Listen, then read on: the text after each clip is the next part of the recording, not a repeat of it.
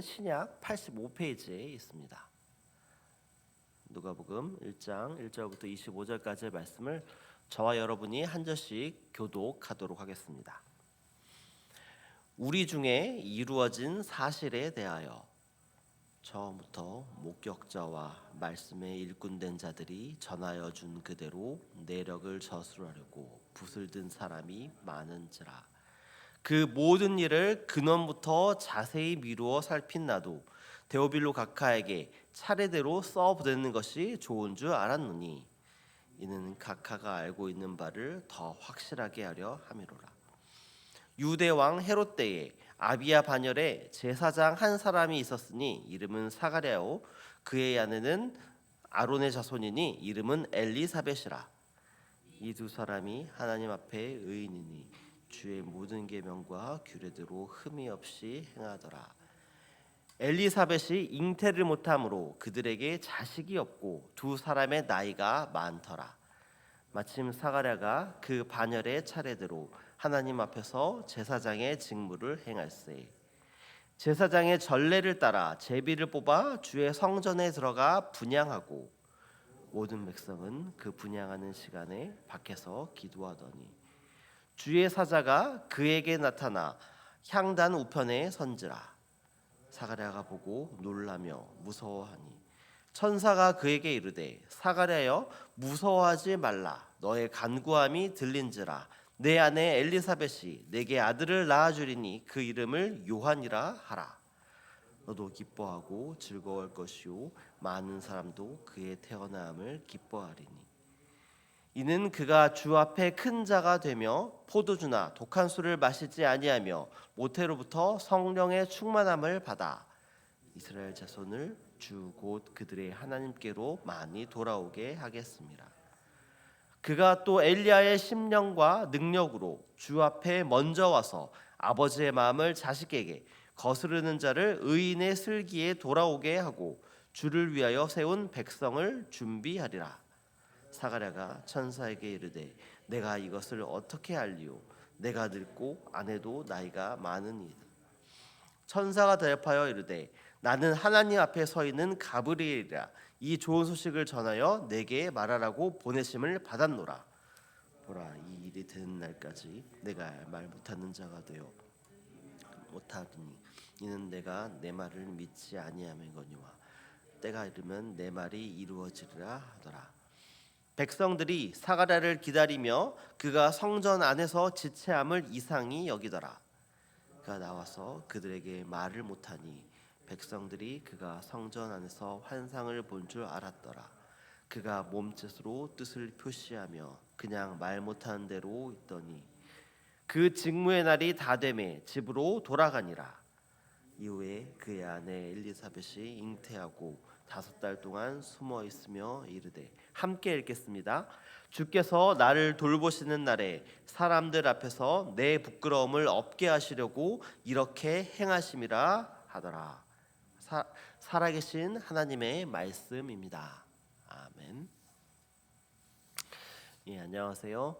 평안한 한 주 보내셨나요? 한 주간 날씨가 많이 추웠습니다. 특별히 오늘 또 내일도 또 강추위가 또 예보되고 있는데요. 또 이제 이 추운 날씨 좀 지나면 이제 곧 봄이 올 것 같습니다. 또 하나님께서 주신 또 하루하루 또 마지막 겨울인데요. 또 건강에 유의하시며 하나님의 뜻 안에서 또 승리하시는 하루하루 살아가시기를 소망합니다. 오늘 우리가 읽은 본문은 누가복음 1장 1절부터 25절까지의 말씀을 우리가 함께 읽었습니다. 오늘부터 이제 누가복음을 살펴보게 됩니다.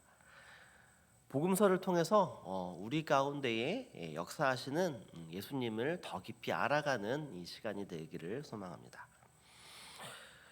누가복음의 시작은 다른 복음서의 시작과는 사실 확연히 다른 몇 가지가 있습니다. 먼저 저자인 누가가 이 복음서를 집필하는 이유와 정황에 대해서 구체적으로 설명하고 있다라는 것입니다.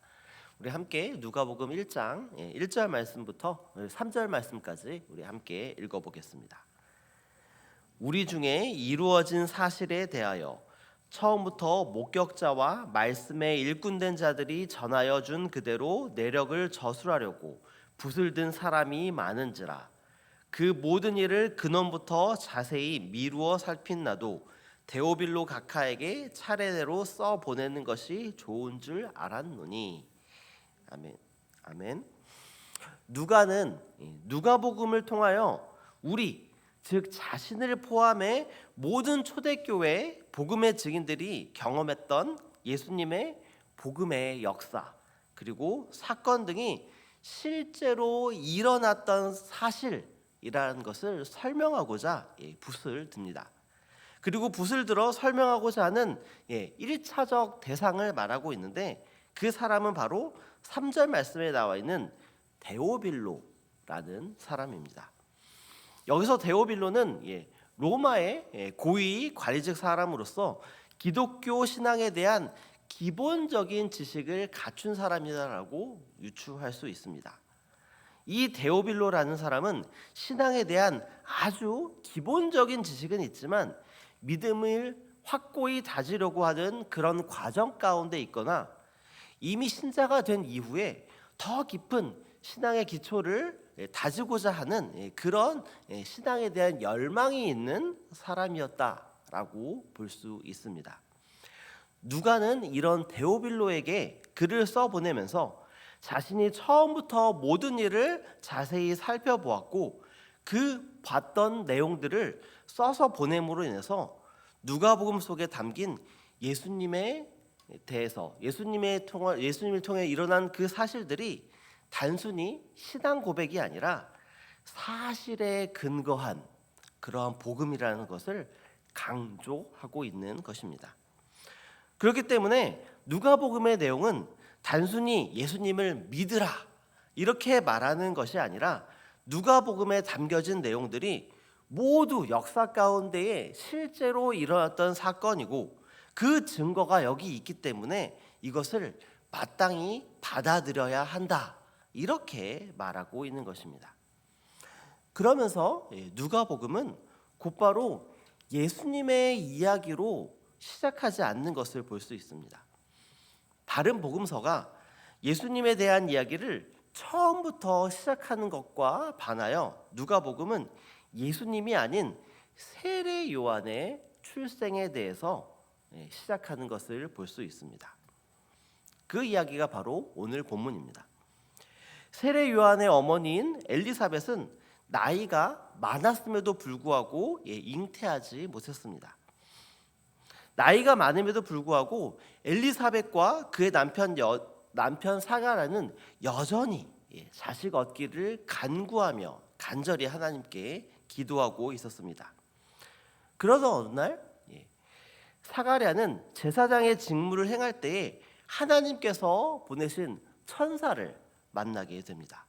그리고 그 천사는 하나님의 말씀대로 예언을 합니다. 그 예언의 내용이 13절 말씀에 나타나 있습니다. 우리 함께 13절 말씀도 읽어보겠습니다. 천사가 그에게 이르되 사가랴여 무서워하지 말라. 너의 간구함이 들린지라. 내 아내 엘리사벳이 내게 아들을 낳아주리니 그 이름을 요한이라 하라. 아멘. 천사는 사가랴에게 찾아가 그들의 간절한 간구를 들었다 이렇게 말합니다. 그리고 아내 엘리사벳을 통해서 아들을 낳게 될 것이며 그의 이름을 요한이라고까지 지으라고 말하고 있습니다. 그뿐만이 아닙니다. 천사는 그 요한이 어떤 일을 감당하게 될 것인지에까지도 말하고 있습니다. 우리 17절 말씀도 우리 함께 읽어보겠습니다. 그가 또 엘리야의 심령과 능력으로 주 앞에 먼저 와서 아버지의 마음을 자식에게 거스르는 자의 의인의 슬기에 돌아오게 하고 주를 위하여 세운 백성을 준비하리라. 아멘. 늦은 나이에 태어나게 되는 이 요한은 엘리야의 심령과 능력으로 이 땅에 오게 될 것이다 라고 말합니다. 또 주 앞에 먼저 와서 하나님의 마음을 전하고 백성들을 준비하는 역할을 감당하게 될 것이다 이렇게 또 천사는 말하고 있습니다. 여기서 주는 바로 예수님입니다. 즉 이 천사의 예언은 세례 요한이 예수님보다 먼저 와서 예수님을 위하여 백성들을 준비하는 역할을 감당하게 될 것이다, 이렇게 말하고 있는 것입니다. 그리고 이 천사의 예언이 어떻게 됩니까? 실제로 세례 요한은 예수님께서 오시기 전까지 이 일들을 감당하며 회개하며 천국이 가까이 왔음을, 그리고 자신 이후에 오실 메시아, 즉 예수님에 대해서 계속해서 선포하며 준비하며 다니게 됩니다. 나이가 많았음에도 불구하고 자녀를 위해 간절히 기도했던 이 사가랴의 가정에게 하나님께서는 찾아와서 자녀를 주시겠다라고 약속하셨습니다.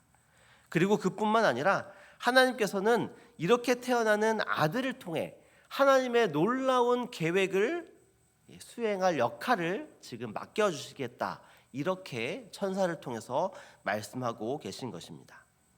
그런데 이 하나님의 말씀을 전하는 이 천사의 말을 듣고 사가랴의 반응은 어떻습니까? 우리 함께 18절 말씀도 읽어보겠습니다. 사가랴가 천사에게 이르되 내가 이것을 어떻게 알리요? 내가 늙고 아내도 나이가 많으니이다. 아멘. 사가랴는 이 천사의 말을 듣고는 쉽사리 믿지 못합니다. 그리고 나이가 많은 자신과 아내에게 이런 일이 일어날 것을 어떻게 알 것인가에 대해 믿지 못하고 천사에게 이에 대한 징조를 구하기까지 합니다. 이에 천사는 사가랴에게 하나의 징조를 보여줍니다. 그 징조는 바로 사가랴가 말을 못하게 되는 것입니다. 그리고 사가랴는 이 징조로 인해서 말을 못하게 됩니다. 그리고 이후 사가랴는 세례 요한이 출생하고 나서 할례를 받을 때가 되어서야 말을 할 수 있게 됩니다. 사가랴는 천사로부터 요한의 출생 예언을 들은 이후에 말을 못하는 상태에서 아내 엘리사벳의 임신 소식을 들었을 것입니다. 그리고 10달의 임신 기간이 지나고 출산할 때가 되자 그의 심정은 어떠했겠습니까? 비록 말을 하지 못해서 표현을 할 수는 없지만 너무나도 기뻐했을 것입니다. 그리고 자신의 기도에 신실하게 응답하시는 하나님께 감사했을 것입니다. 그러나 이와 동시에 천사의 말에 자신이 가졌던 의심과 불신에 대한 회개도 했을 것입니다. 오늘 본문 속에서 하나님께서는 사가랴와 엘리사벳의 그 간구에 응답하시며 하나님께서 역사하셨습니다. 사가랴에게 약간의 의심이 있었지만 그럼에도 불구하고 사가랴는 하나님의 신실하신 약속을 경험하였습니다. 그리고 자신의 의심을 통하여 자기의 믿음을 말을 하지 못한 상황 가운데 그 자신의 믿음을 성찰하는 시간도 가졌을 것입니다. 사가랴가 경험하게 되었던 그 말을 못하게 된 그 현상은 하나님의 징벌이 아니라 그에게 하나님의 역사하심과 하나님의 신뢰함을 더욱더 믿고 의지하게 되는 그런 기회가 되었을 것입니다. 하나님께서는 완전한 믿음을 가진 사람에게만 역사하시는 것이 아닙니다. 연약하고 믿음이 굳건하지 못해도 하나님의 뜻을 이루기 위해서 그 어떤 사람도 귀하게 사용하시는 분이 바로 하나님이십니다.